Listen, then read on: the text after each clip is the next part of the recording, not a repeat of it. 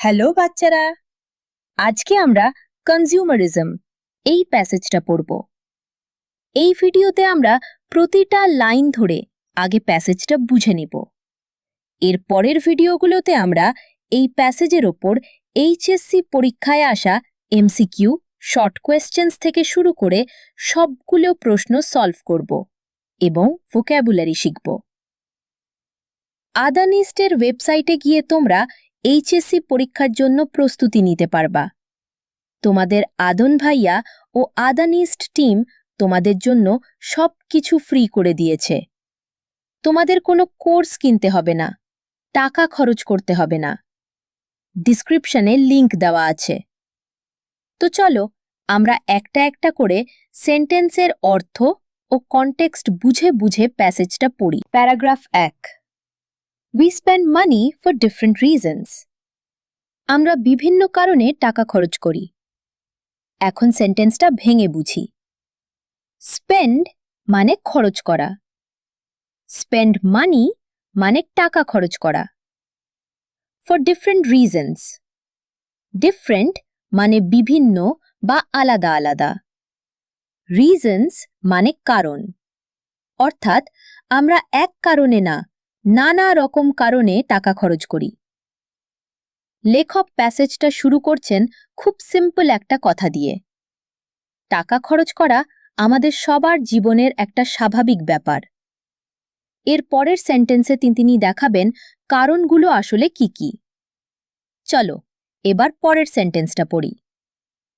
We buy food, clothes or everyday essentials, pay for different services, entertain people, travel to places, help others in need, or invest in business and thus spend money every day.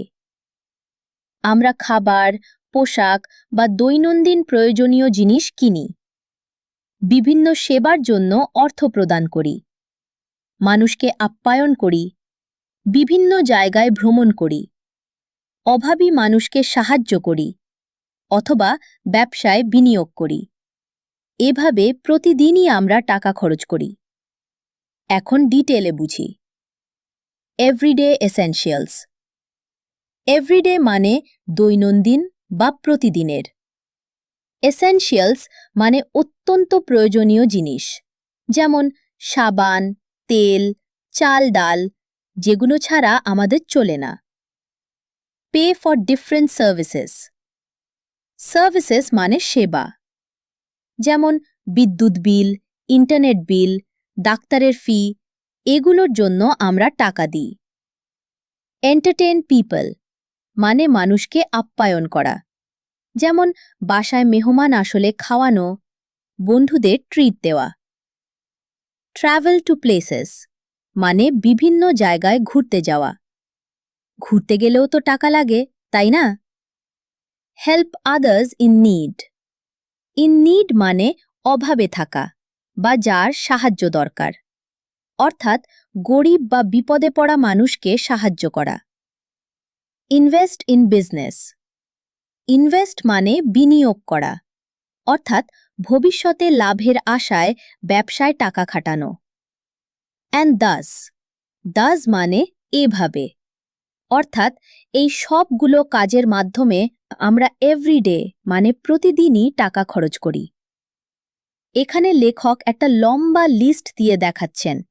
খাওয়া থেকে শুরু করে দান করা পর্যন্ত জীবনের প্রায় সব কাজেই টাকা খরচ হয়। এবার নেক্সট সেন্টেন্সে যাই। In fact, spending is a part of our life. প্রকৃতপক্ষে খরচ করা আমাদের জীবনেরই একটি অংশ। এখন ছোট অংশে বুঝি। ইনফ্যাক্ট মানে প্রকৃতপক্ষে বা আসলে। কোনো কথাকে আরও জোর দিয়ে বলার জন্য এই ফ্রেজটা ব্যবহার হয়। আ পার্ট অফ আওয়ার লাইফ মানে আমাদের জীবনের একটা অংশ। মানে ব্যাপারটা হলো খরচ করাকে আমরা জীবন থেকে আলাদা করতে পারবো না, এটা জীবনেরই স্বাভাবিক অংশ। লেখক এখানে প্রথম প্যারাগ্রাফ শেষ করছেন এই কথা দিয়ে যে খরচ করাটা খারাপ কিছু না, এটা natural. Paragraph 2। Spending may make us happy or unhappy, depending on how and why we spend. কিভাবে এবং কেন খরচ করছি তার উপর নির্ভর করে খরচ আমাদের সুখী বা অসুখী করতে পারে। এখন সেন্টেন্সটা ভেঙে বুঝি। May make us happy or unhappy. May মানে হতে পারে, অর্থাৎ খরচ আমাদের সুখীও করতে পারে আবার অসুখীও করতে পারে। ডিপেন্ডিং অন মানে নির্ভর করে। এই ফ্রেজটা ইম্পর্ট্যান্ট। কোনো কিছু অন্য কিছুর ওপর নির্ভর করলে আমরা ডিপেন্ডিং অন ব্যবহার করি। How and why we spend. কিভাবে খরচ করছি এবং কেন খরচ করছি, এই দুইটা জিনিসের ওপরেই ফলাফল নির্ভর করে। এই সেন্টেন্সটা খুব ইম্পর্ট্যান্ট, কারণ এখান থেকেই প্যাসেজের মূল বক্তব্য শুরু। খরচ ভালো না খারাপ সেটা ডিপেন্ড করে আমাদের ওপর। চলো এবার পরের সেন্টেন্সটা পড়ি। When we spend money on things that we need and within our limit, it is good. যখন আমরা প্রয়োজনীয় জিনিসের জন্য এবং নিজেদের সামর্থ্যের মধ্যে টাকা খরচ করি তখন তা ভালো। এখন ভেঙে দেখি। থিংস দ্যাট উই নিড মানে যে জিনিসগুলো আমাদের সত্যিই দরকার। খেয়াল করো, নিড মানে প্রয়োজন, শখ না, প্রয়োজন, ওজন। Within hour limit. উইথিন মানে ভিতরে বা মধ্যে, লিমিট মানে সীমা। উইদিন আওয়ার লিমিট মানে আমাদের সামর্থ্যের মধ্যে। যেমন তোমার পকেটে ৫০০ টাকা থাকলে ৩০০ টাকার জিনিস কেনা উইদিন লিমিট, কিন্তু ধার করে ২০০০ টাকার জিনিস কেনা লিমিটের বাইরে। It is good. এমন খরচ ভালো, এতে কোনো সমস্যা নেই। এবার নেক্সট সেন্টেন্সে যাই। When it becomes a compulsive behavior, it makes life stressful. কিন্তু যখন এটি একটি বাধ্যতারিত আচরণে পরিণত হয় তখন তা জীবনকে চাপপূর্ণ করে তোলে। এখন ডিটেইলে বুঝি।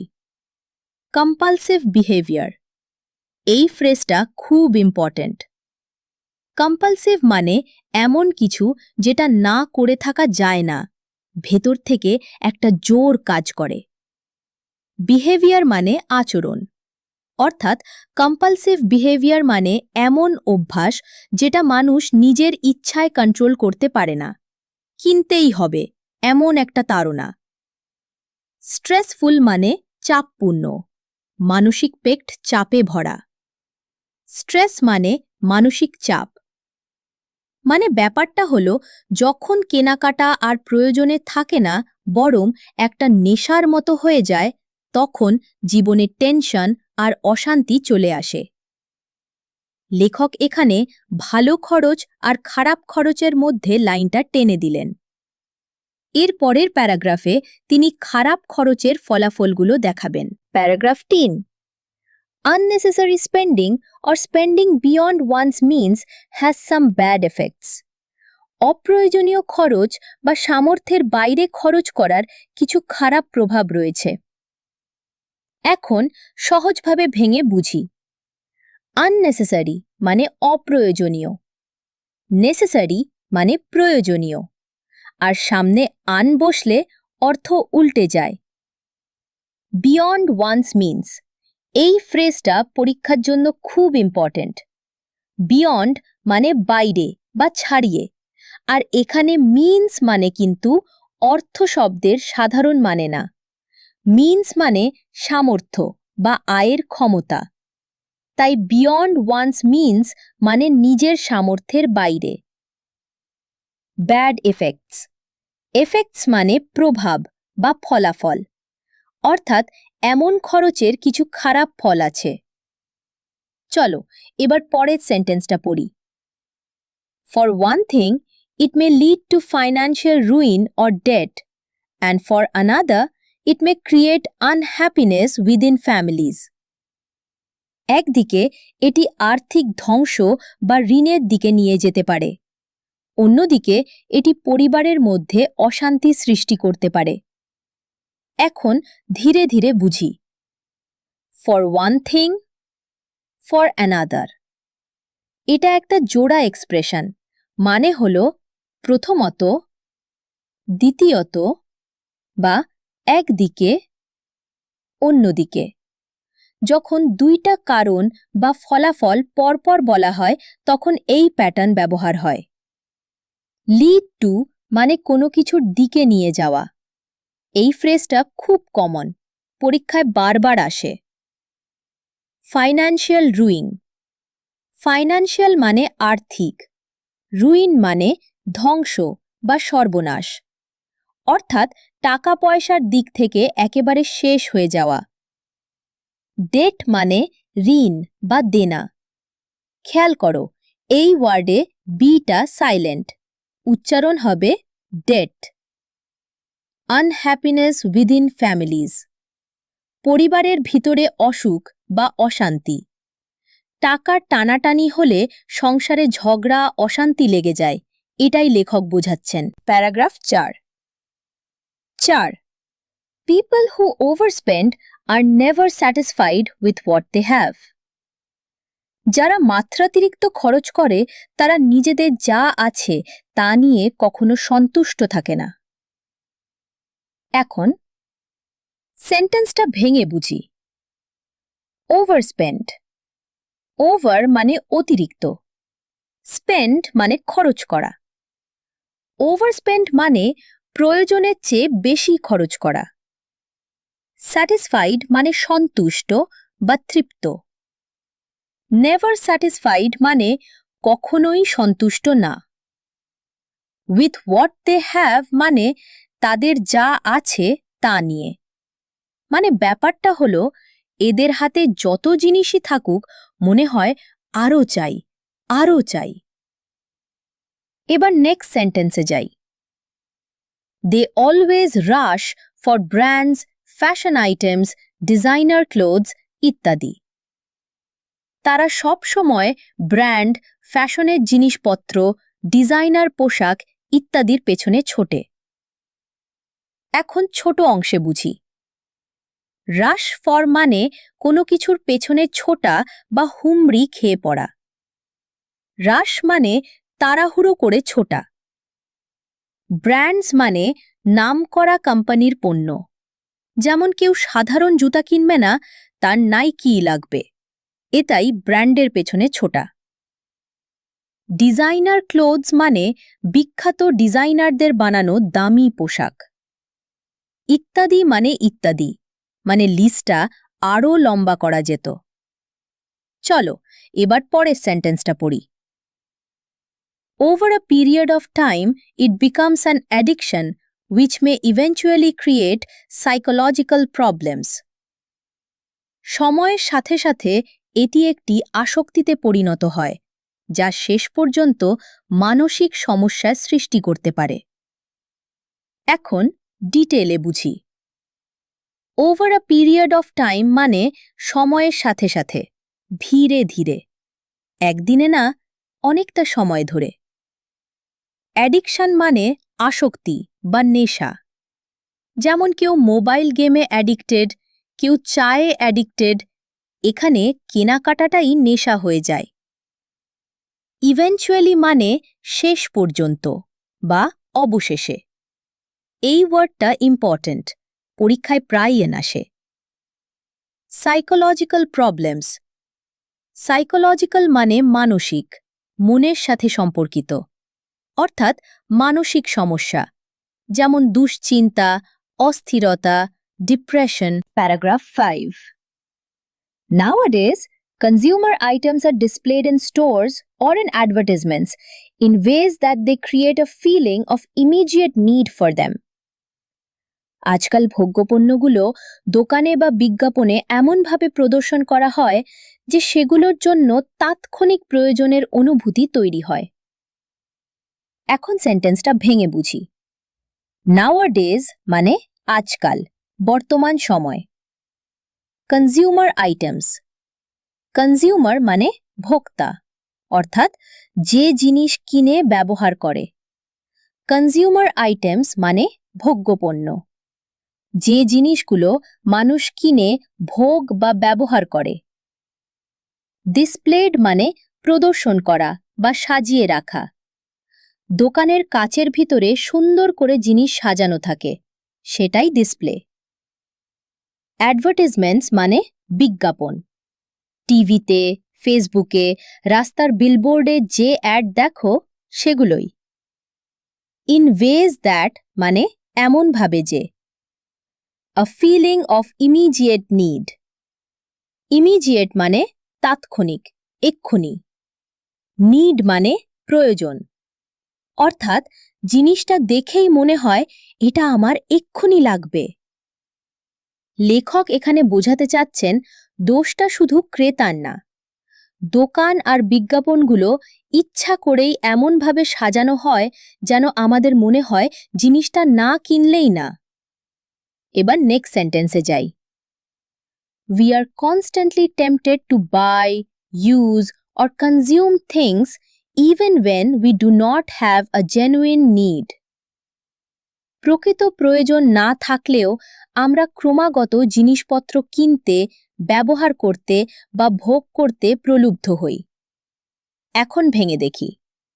কনস্ট্যান্টলি মানে ক্রমাগত, সব সময়, একটানা। Tempted two. টেম্পটেড মানে প্রলুব্ধ করা, লোভ দেখানো। টেম্পটেড টু বাই মানে কেনার জন্য লোভে পড়া।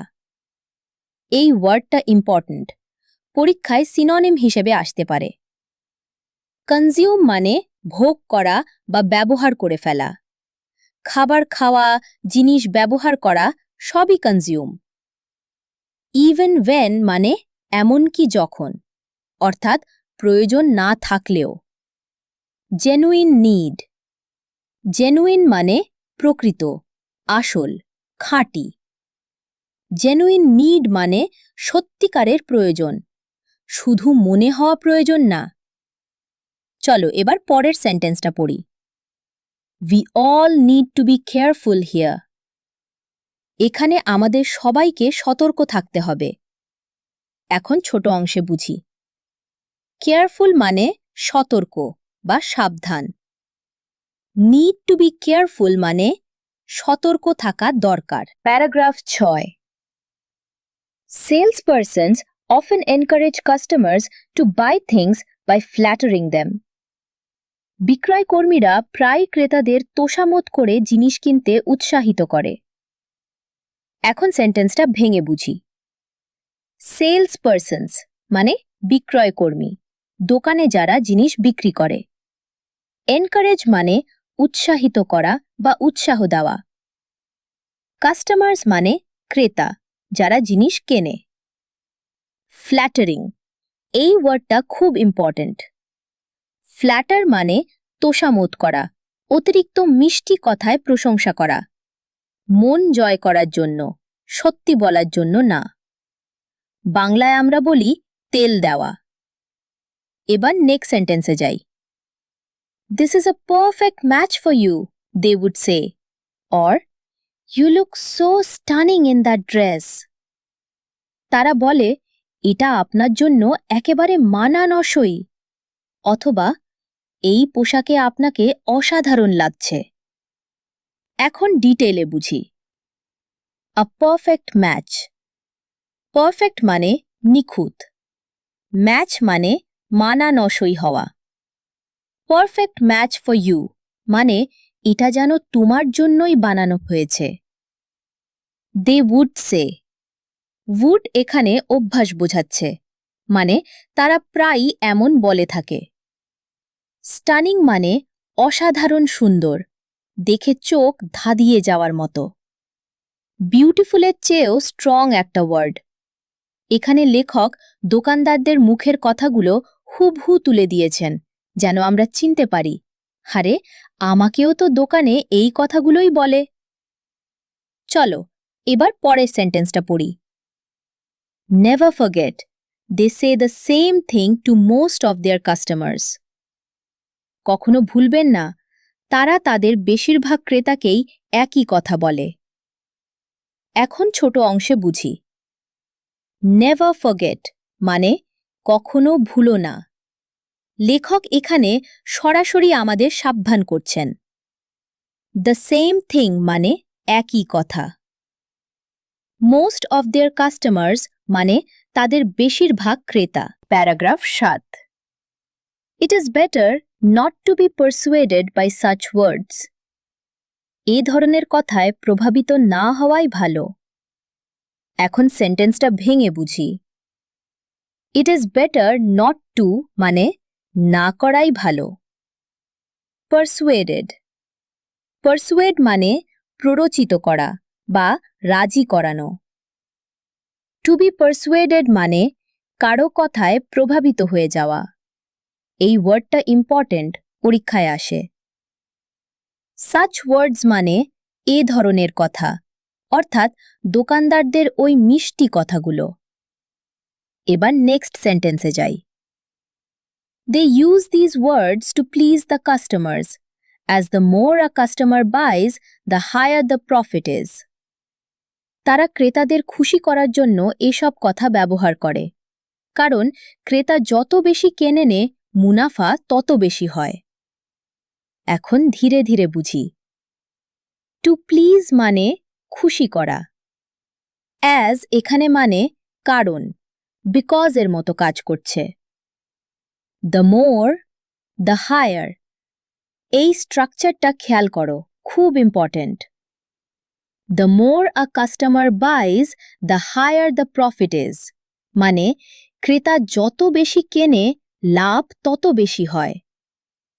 এই দ্য প্লাস কম্প্যারেটিভ প্যাটার্ন পরীক্ষায় গ্রামার কোয়েশ্চেন হিসেবেও আসে। প্রফিট মানে মুনাফা বা লাভ। Paragraph 8। Overspending is not only related to shopping, it applies to other activities as well, such as eating out. মাত্রাতিরিক্ত খরচ শুধু কেনাকাটার সাথেই সম্পর্কিত নয়, এটি অন্যান্য কাজের ক্ষেত্রেও প্রযোজ্য, যেমন বাইরে খাওয়া। এখন সেন্টেন্সটা ভেঙে বুঝি। নট অনলি মানে শুধু না, এই ফ্রেজ দেখলেই বুঝবে পরে আরও কিছু আসছে। রিলেটেড টু মানে সম্পর্কিত। অ্যাপ্লাইজ টু, অ্যাপ্লাই মানে প্রযোজ্য হওয়া। অ্যাপ্লাইজ টু আদার অ্যাক্টিভিটিজ মানে অন্য কাজের ক্ষেত্রেও একই কথা খাটে। অ্যাজ ওয়েল মানে ও বা এছাড়াও। ইটিং আউট, এই ফ্রেজটা খেয়াল করো। ইটিং আউট মানে বাইরে খাওয়া, অর্থাৎ রেস্টুরেন্টে গিয়ে খাওয়া, বাসায় খাওয়া না। চলো এবার পরের সেন্টেন্সটা পড়ি। Many people buy too many items to eat in a restaurant. অনেকে রেস্টুরেন্টে খাওয়ার জন্য অতিরিক্ত অনেক খাবার অর্ডার করে। এখন ছোট অংশে বুঝি। Too many items. Too many মানে অতিরিক্ত, বেশি। খেয়াল করো, টু শব্দটা নেগেটিভ ভাব বোঝায়। মানে অনেক, কিন্তু টু মেনি মানে দরকারের চেয়ে বেশি। আইটেমস এখানে মানে খাবারের পদ। মেনু থেকে এটা ওটা সেটা সব অর্ডার করে ফেলা। এবার নেক্সট সেন্টেন্সে যাই। They can eat only some of them and the rest are wasted. তারা এর মধ্যে কিছু খেতে পারে আর বাকিটা নষ্ট হয়। এখন ভেঙে দেখি। Only some of them মানে এগুলোর মধ্যে মাত্র কিছু। The rest মানে বাকিগুলো, অবশিষ্ট অংশ। Wasted. Wasted মানে নষ্ট করা বা অপচয় করা। আর wasted মানে নষ্ট হয়ে যায়। Paragraph 9। It's not a responsible attitude. এটা কোনো দায়িত্বশীল মনোভাব নয়। এখন সেন্টেন্সটা ভেঙে বুঝি। রেসপন্সিবল মানে দায়িত্বশীল বা দায়িত্ববান। অ্যাটিটিউড মানে মনোভাব বা দৃষ্টিভঙ্গি। কোনো বিষয়ে আমরা কেমন ভাবি বা আচরণ করি। অর্থাৎ খাবার নষ্ট করাটা কোনো দায়িত্বশীল মানুষের কাজ না। চলো এবার পরের সেন্টেন্সটা পড়ি। We cannot simply waste food because we have money to buy it. খাবার কেনার টাকা আছে বলেই আমরা খাবার নষ্ট করতে পারি না। এখন ছোট অংশে বুঝি। সিম্পলি এখানে মানে শুধু বা এমনিতেই, জোর দেওয়ার জন্য ব্যবহার হয়েছে। Because we have money to buy it মানে যেহেতু কেনার টাকা আছে, মানে ব্যাপারটা হলো আমার টাকা আছে, আমি নষ্ট করলে তোমার কি? এই যুক্তিটা লেখক নাকচ করে দিচ্ছেন। Paragraph 10. Young people in a shopping mall often look at an item on display and think, "Oh, I must buy this. I really need this." Shopping মলে তরুণীরা প্রায় প্রদর্শিত কোনো জিনিস দেখে ভাবে, ওহ, এটা আমাকে কিনতেই হবে, এটা আমার সত্যিই দরকার। এখন সেন্টেন্সটা ভেঙে বুঝি। অ্যান আইটেম অন ডিসপ্লে মানে সাজিয়ে রাখা কোনো জিনিস, দোকানের শোকেসে যা দেখা যায়। I must by this. Must মানে অবশ্যই, মানে এটা আমাকে কিনতেই হবে, এমন একটা জোরালো তাড়না। I really need this. Really মানে সত্যি। খেয়াল করো, জিনিসটা দেখার আগে কিন্তু তাদের এটার কথা মনেও ছিল না, দেখার পরেই হঠাৎ মনে হচ্ছে সত্যিই দরকার। এটাই বিজ্ঞাপন আর ডিসপ্লের ফাঁদ। এবার নেক্সট সেন্টেন্সে যাই। They may not have the money needed in their wallet. হয়তো তাদের মানি ব্যাগে প্রয়োজনীয় টাকা নেই। এখন ছোট অংশে বুঝি। মে নট হ্যাভ মানে নাও থাকতে পারে। দ্য মানি নিডেড মানে যতটা টাকা দরকার। ওয়ালেট মানে মানি ব্যাগ। চলো এবার পরের সেন্টেন্সটা পড়ি। So use credit cards but using them is like taking a loan. তাই তারা ক্রেডিট কার্ড ব্যবহার করে, কিন্তু ক্রেডিট কার্ড ব্যবহার করা ঋণ নেওয়ারই মতো। এখন ভেঙে দেখি। Credit cards. ক্রেডিট কার্ড হলো এমন একটা কার্ড যেটা দিয়ে টাকা না থাকলেও কেনাকাটা করা যায়। ব্যাংক আপাতত টাকাটা দিয়ে দেয়, পরে তোমাকে শোধ করতে হয়। ইজ লাইক মানে এর মতো। Taking a loan. লোন মানে ঋণ। টেকিং আ লোন মানে ঋণ নেওয়া। মানে ব্যাপারটা হলো ক্রেডিট কার্ডে কেনা মানে নিজের টাকায় কেনা না, ধার করে কেনা। অনেকে এটা বোঝে না, ভাবে কার্ড ঘষলেই জিনিস free. Paragraph 11. If they are not careful, the loans increase, which might lead them to a debt trap. সতর্ক না থাকলে ঋণ বাড়তে থাকে, যা তাদের ঋণের ফাঁদে ফেলে দিতে পারে। এখন সেন্টেন্সটা ভেঙে বুঝি। ইনক্রিজ মানে বৃদ্ধি পাওয়া বা বাড়া। মাইট লিড দেম টু। মাইট মানে হয়তো পারে। লিড টু মানে কোনো কিছুর দিকে নিয়ে যাওয়া। আগেও এই ফ্রেজ পেয়েছি, মনে আছে তো? Debt trap. এই ওয়ার্ডটা খুব ইম্পর্ট্যান্ট। ডেট মানে ঋণ, ট্র্যাপ মানে ফাঁদ। ডেট ট্র্যাপ মানে ঋণের ফাঁদ, এমন অবস্থা যেখানে এক ঋণ শোধ করতে আরেক ঋণ নিতে হয়, আর মানুষ কখনো বের হতে পারে না। এবার নেক্সট সেন্টেন্সে যাই। Sometimes children insist on buying things that their parents cannot pay without stretching their budget. কখনো কখনো ছেলেমেয়েরা এমন জিনিস কেনার জন্য জেদ করে যার দাম বাজেটের ওপর চাপ না দিয়ে বাবা মায়ের পক্ষে দেওয়া সম্ভব নয়। এখন ডিটেলে বুঝি। Insist on. এই ফ্রেজটা ইম্পর্ট্যান্ট। ইনসিস্ট মানে জেদ ধরা বা জোরাজুরি করা। ইনসিস্ট অন বাইং মানে কিনে দেওয়ার জন্য জেদ করা। ক্যানট পে মানে দাম দে পারে না। উইদাউট স্ট্রেচিং দেয়ার বাজেট। স্ট্রেচ মানে টেনে বড় করা। বাজেট মানে আয় ব্যয়ের হিসাব। স্ট্রেচিং দ্য বাজেট মানে বাজেটের ওপর চাপ দেওয়া, অর্থাৎ সামর্থ্যের বাইরে গিয়ে টানাটানি করা। যেমন সংসারে খরচ কমিয়ে ছেলের দামি ফোন কিনে দেওয়া। চলো এবার পরের সেন্টেন্সটা পড়ি। This may happen because the children's friends also have them. এমনটা হতে পারে কারণ ছেলে মেয়েদের বন্ধুদের কাছেও সেই জিনিসগুলো আছে। এখন ছোট অংশে বুঝি। This may happen মানে এমনটা ঘটতে পারে। The children's friends also have them মানে বন্ধুদের কাছেও ওই জিনিসগুলো আছে। মানে ব্যাপারটা হলো আমার বন্ধুর কাছে আছে তাই আমারও লাগবে, এই মানসিকতা। তোমাদের মধ্যেও অনেকে হয়তো এমন ভেবেছে। বন্ধুর নতুন ফোন দেখে নিজেরও চাই মনে হয়েছে। এটাকে পিয়ার প্রেশারও বলা যায়। এবার নেক্সট সেন্টেন্সে যাই। It's not fair as it becomes a burden for the parents. এটা ঠিক নয় কারণ এটি বাবা মায়ের জন্য একটি বোঝা হয়ে দাঁড়ায়। এখন ভেঙে দেখি। ফেয়ার মানে ন্যায্য বা ঠিক। নট ফেয়ার মানে ঠিক না, অন্যায়। অ্যাজ এখানে আবারও মানে কারণ। বার্ডেন মানে বোঝা, এমন ভার যেটা বহন করা কষ্টকর। এই ওয়ার্ডটা important. Paragraph 12। Finally, don't get trapped by the glossy advertisements on television or the internet.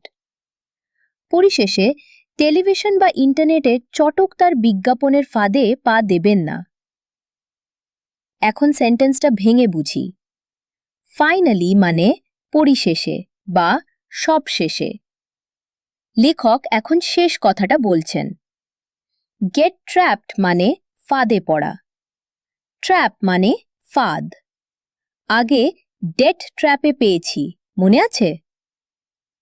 Glossy, এই ওয়ার্ডটা ইম্পর্ট্যান্ট।